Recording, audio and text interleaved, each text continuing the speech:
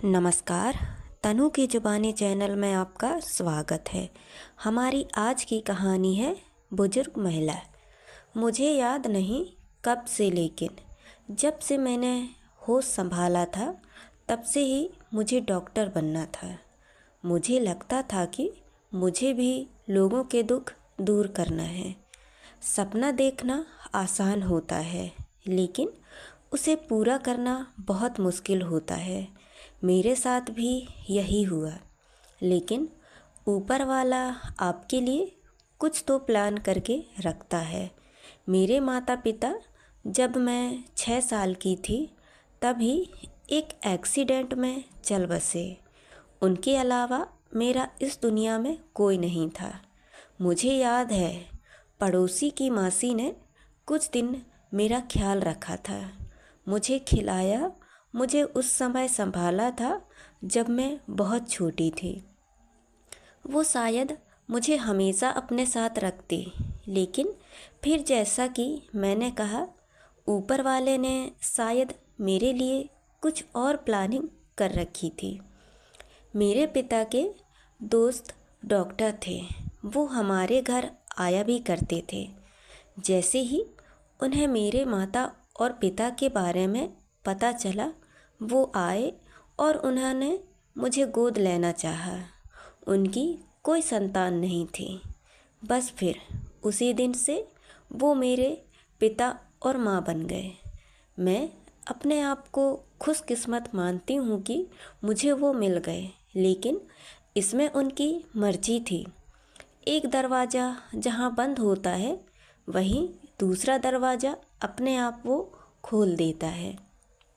पिताजी डॉक्टर थे और मुझे भी डॉक्टर बनना था।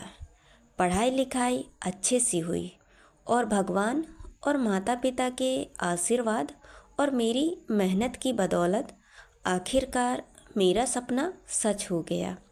पढ़ाई पूरी करने के बाद पिताजी के क्लिनिक में इनके साथ मैंने प्रैक्टिस की और फिर वही उनकी थोड़ी ही दूरी पर उनके सहयोग से मैंने अपना एक छोटा सा क्लिनिक भी खोल लिया।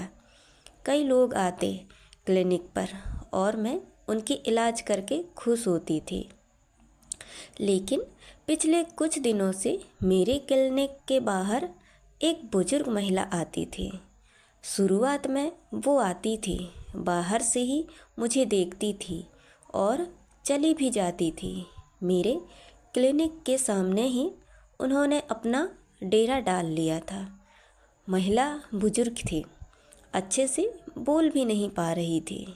मैंने इस कारण उन्हें कुछ नहीं कहा।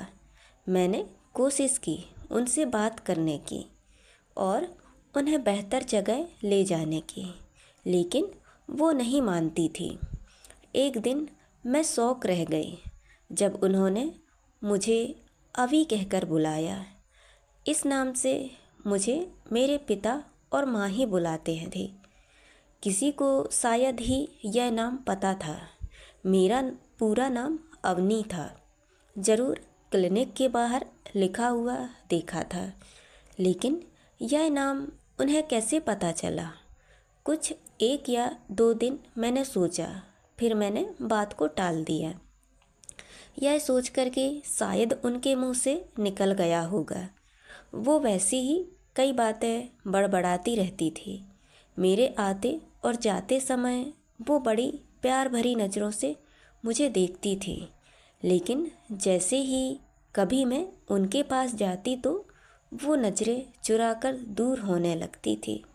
इसीलिए फिर मैंने उनके पास जाना छोड़ दिया। करीब 1 महीना हो गया था उनको मेरे क्लिनिक के आसपास रहते। इस बारे में मैंने माँ को बताया था। एक दिन माँ को कुछ काम था और उनको मेरे क्लिनिक आना हुआ। वहीं उन्होंने उस बुजुर्ग महिला को देखा। देखकर उन्होंने उस समय कुछ नहीं कहा, लेकिन मेरे घर जाने के बाद उन्होंने कहा कि उनकी शक्ल जानी पहचानी सी लग रही है। उन्हें ऐसा लग रहा था कि उन्होंने कहीं उनको देखा है। करीब 15 दिन बाद एक दिन मेरे घर जाने पर माँ मुझे कहती है कि उन्हें पता चल गया है कि वो कौन है, लेकिन अभी पूरी बात नहीं बता सकती है। मैंने कहा, कौन है? आप उन्हें जानती हैं क्या? वो मेरा नाम भी जानती है। उन्होंने मुझे अभी कहकर बुलाया था। कौन है वो? माँ ने कहा कि अभी नहीं, पर बहुत जल्द मैं तुझे बता दूंगी कि वो कौन है। अब मेरे मन में भी विचार आने लगे कि वो कौन है, आखिर इस हालत में कैसे आ गई। अगली सुबह हमारे घर पर मासी आई थी। मासी को माँ ने बुलाया था। आते ही मासी ने उनसे मिलने को कहा। अभी तक मेरे समझ में नहीं आ रहा था कि ये क्या हो रहा है। हम तीनों क्लिनिक गए। मासी ने देखा और माँ को कहा कि हाँ, यह वही है। दोनों उनके पास गए। उनको आता देख वो दूर जाने लगी, लेकिन मासी ने उन्हें उनके नाम से बुलाया। माला बहन, रुको। अपना नाम शायद उन्होंने बहुत दिनों के बाद सुना होगा। मासी ने उनका हाथ पकड़ा।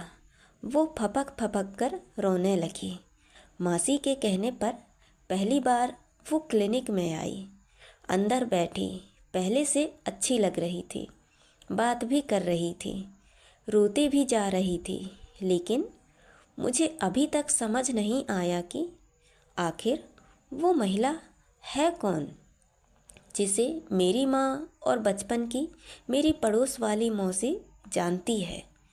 माँ जब उनसे बात कर रही थी, तब मैंने मासी को बुलाया और पूछा कि आप तो बता दो, ये कौन है। मासी ने बोला, तुझे याद नहीं, शायद नहीं होगा। छोटी थी तू, उस समय बचपन में देखा था, उसके बाद नहीं देखा तूने। यह तेरी मामी है।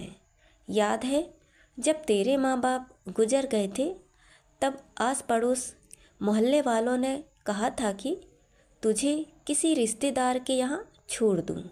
हालांकि मैं नहीं चाहती थी, लेकिन फिर मैंने सोचा कि मेरे पास रहकर क्या मिलेगा, तेरा भविष्य बन जाएगा अगर कोई मिल जाए तो।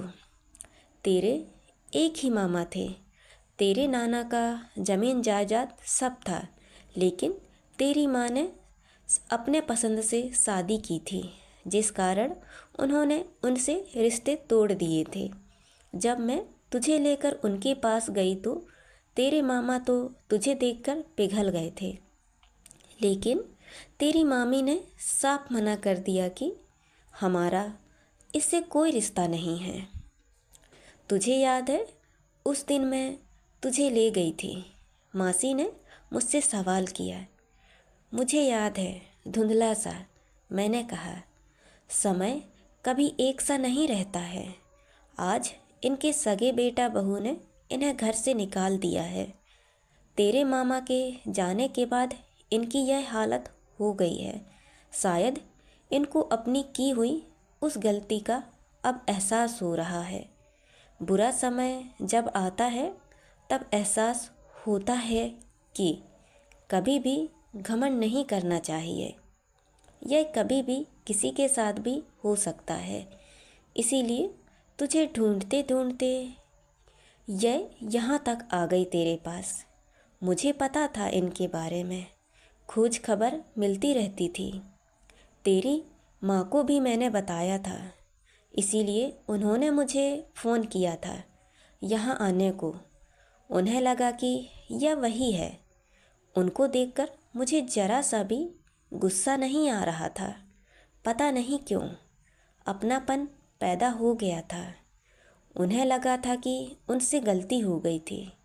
अब जाकर उनकी आंखें खुल गई थी। मैंने जाकर पहले उनके पाँव छुए। अब वो हमारे ही साथ रहती है, थोड़ी बातें भी करने लगी है। तो दोस्तों, ये कहानी आपको कैसी लगी, लाइक और कमेंट करके ज़रूर बताएं, और चैनल को सब्सक्राइब करना ना भूलें। तो मिलते हैं अगली कहानी में। बहुत बहुत धन्यवाद।